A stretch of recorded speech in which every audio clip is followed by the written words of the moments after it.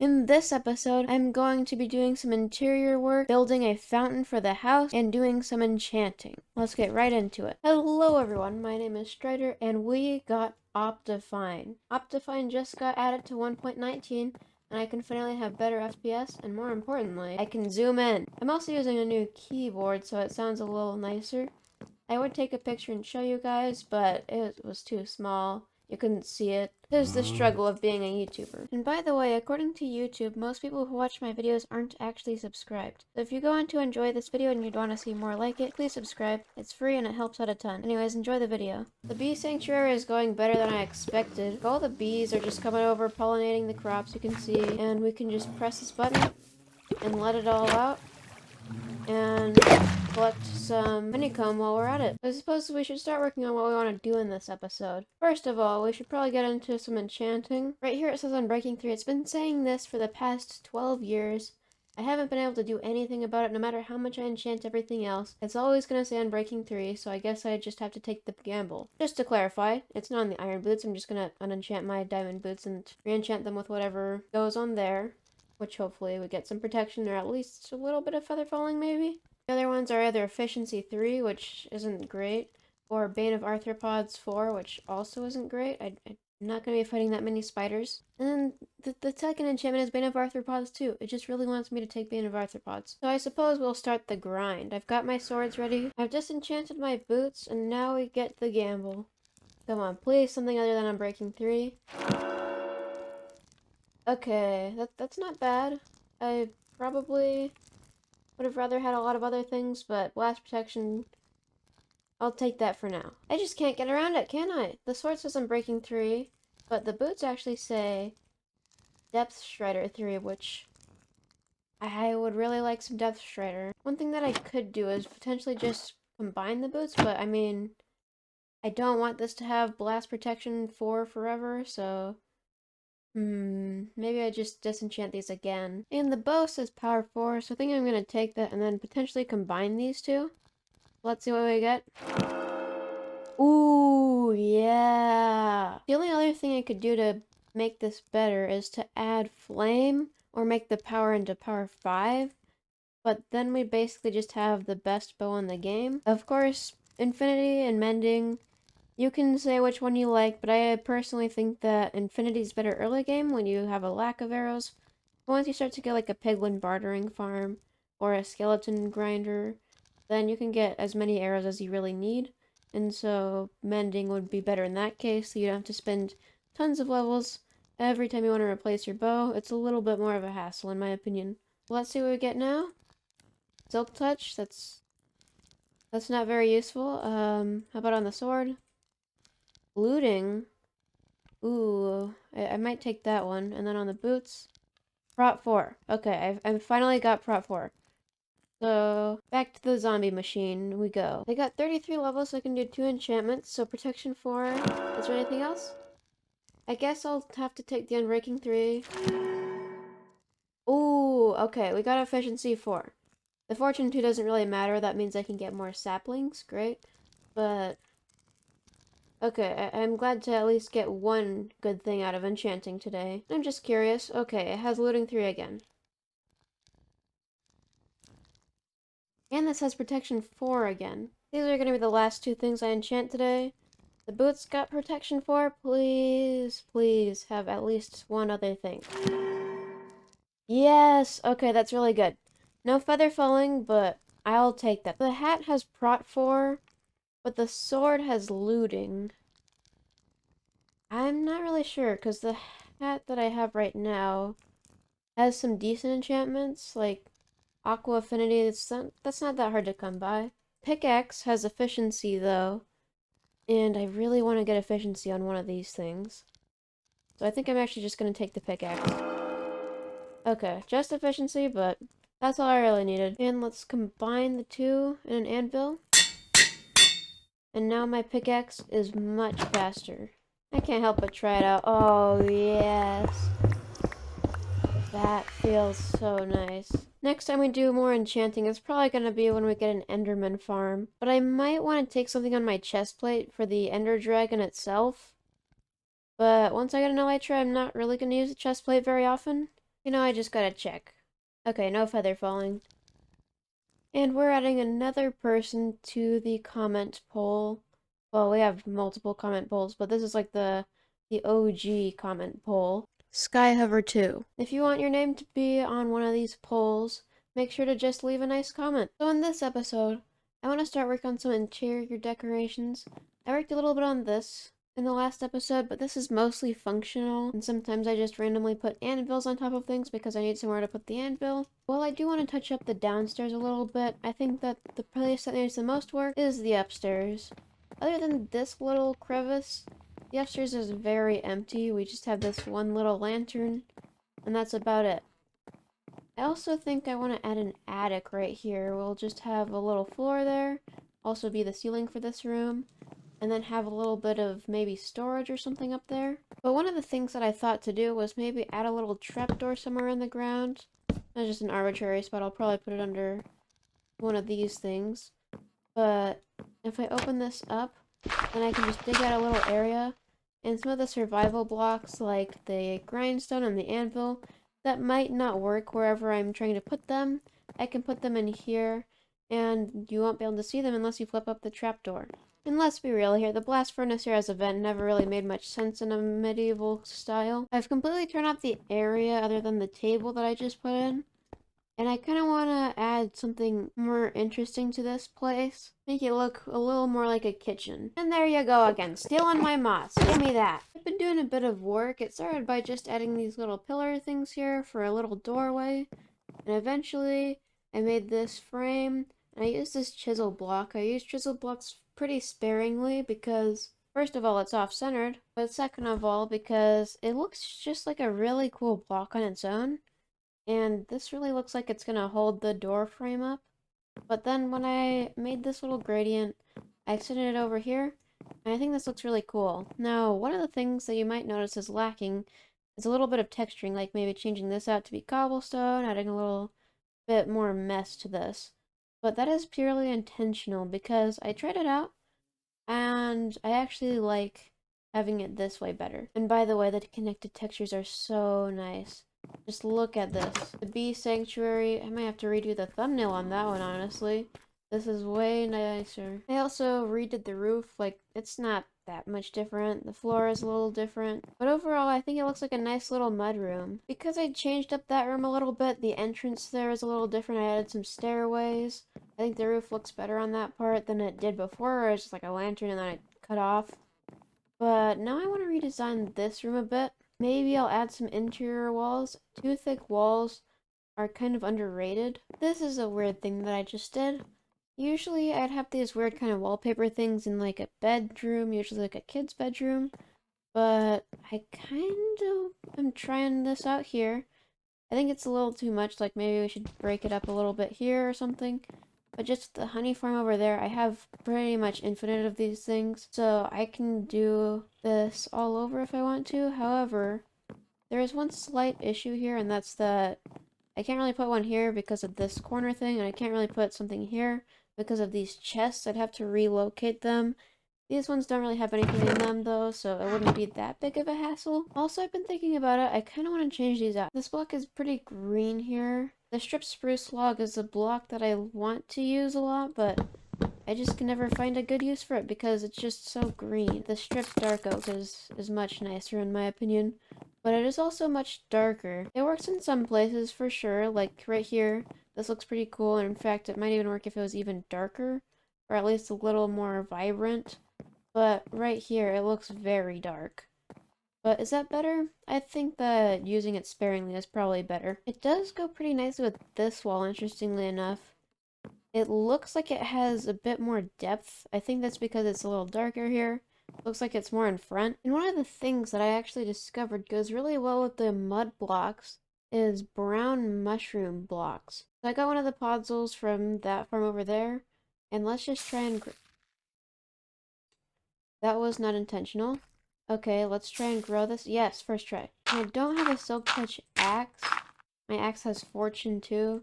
I'm just gonna be mining this with my pickaxe. And from that single brown mushroom, I got 45 brown mushroom blocks. I'm gonna try and figure out what would be a good place for these. Like right here, You can see it blends in so well. The mud blocks just look so much like the brown mushrooms. I think any place where I need to clean up, like maybe if there was like a smooth mud block, I would use it there. And I think that already this is making it look a little nicer. So I've added it in, and I think it looks a little better. So it kind of works as if we had a smooth, packed mud, as I said. I've used it under all the windows. That might look interesting. And speaking of the windows, I actually saw that I put spruce planks under all of these places where we have, instead of like the mud bricks. I didn't do that on everyone simply because I forgot. So I think I'm also going to do that now, as well as the tree situation. I think I gotta take all these down. And from the interior, we have a lot of this polished stuff on the bottom layer, it seems. I might need to change this up a little bit. I think that overall, it made it better. I think I discovered why I didn't do it on all of them, and it's because of this. On this one specifically, it would show up on the outside, so maybe I changed all of them back except for one, and I forgot to change that one back. That might be it. But on all of these ones with the double thick walls, we have spruce planks on the bottom and the top now. And I think that does look much better from the interior and the exterior. Looking in, it looks a lot more cozy, I think. It kind of contrasts with the outside walls. The trees are fully cleared and you can see the landscape behind it. This looks pretty cool, I think. I might want to build something on the mountain sometime. Maybe do a little bit of terraforming over there. But I think it looks pretty cool. I have also started working on a new place for the lightning rod. The last place was just like on a tiny pedestal. And this is going to be a fountain. So if we simply put some water in here, then it flows down, and it goes in here, and it kind of goes down into the middle, where we'd imagine it shoots up back again, but since Minecraft water is infinite, I don't really have to do that anyways. It's in a little bit of a weird shape. It seems kind of top-heavy. I tried a couple different designs for this. I tried once, so I was like making it a statue.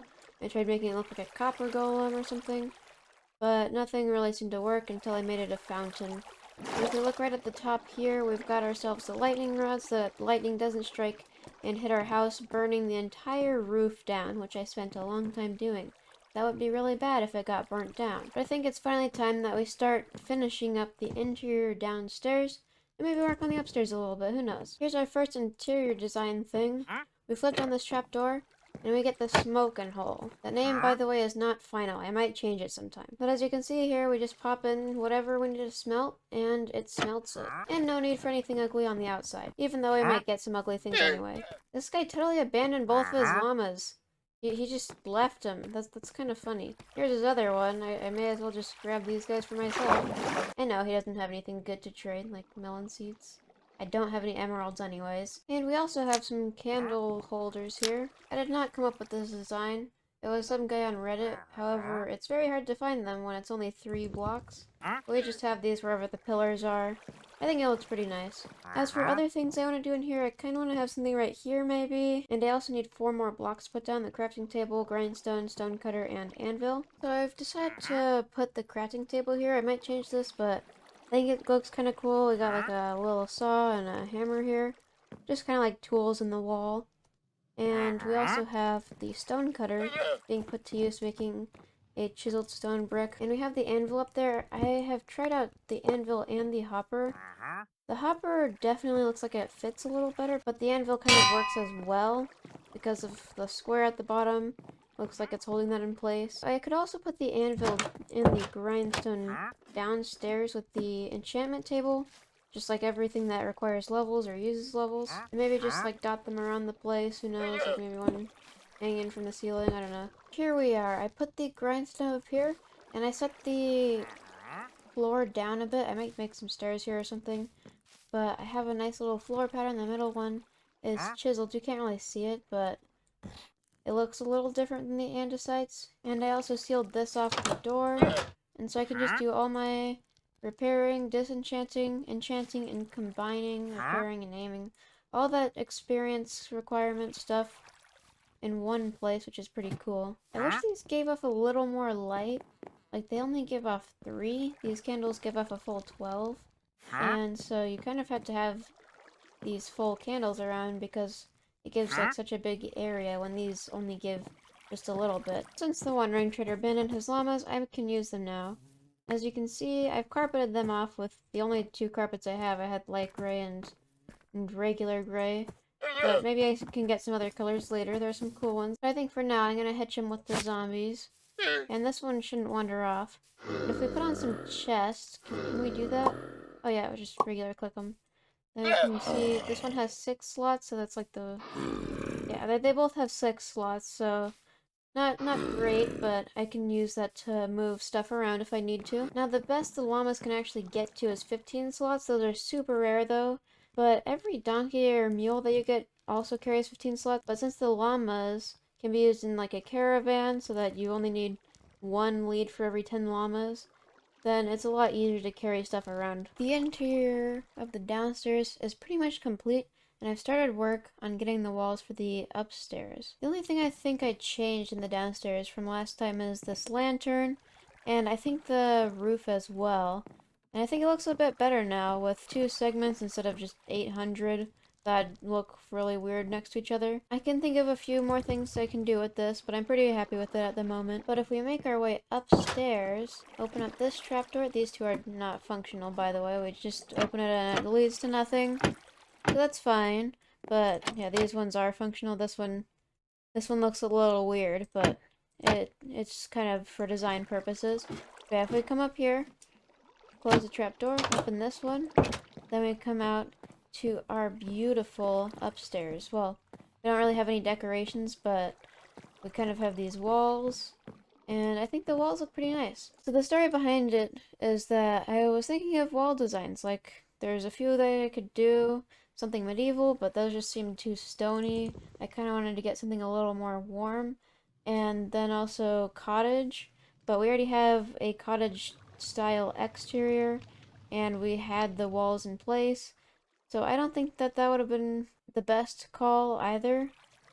But when I thought about doing birch, it just worked out so well. We just have planks in a few areas and birch around the windows and also as kind of a pillar up here. I just have not pillars here because it was too many pillars. And this one's kind of the odd one out anyway, because right here you can see there's nothing back there because the shutters are open, but these ones are right next to the wall. I also fixed up a little bit around here. Before we had some white cottage material up there, but it looks much better as stripped dark oak, and it doesn't make any change to the outside except when you're looking through the window. And it looks better anyway. As for lighting, I just have this lantern on a stick. Nothing much, but it works for now. The door is framed, but there is one annoying part. It's a little off-centered. There's not really anything I can do about that unless I wanted to like move the entire closet, which may make me have to rebuild this whole thing. It's not that bad, is it? This is still the same. I kind of want to take down these torches though and add something else, like maybe some candles. I decided to put them kind of among these. I think it looks nice. Now, getting the design for this was a little bit tricky because, especially this area, if you break like any one of these blocks, you get the cottage substance behind it. Getting this to look natural was pretty challenging, but I managed to do it, I think, in a pretty nice way. Eventually I'm going to have the lighting in the ceiling itself, but for now the lantern suffices. And if we come up here, we get to the attic. We don't really have much of anything in here, but it looks kind of cool. And I might be able to put something up here, like maybe some redstone contraptions or storage, or maybe even a farm. Who knows? Also, this looks a little bit funny.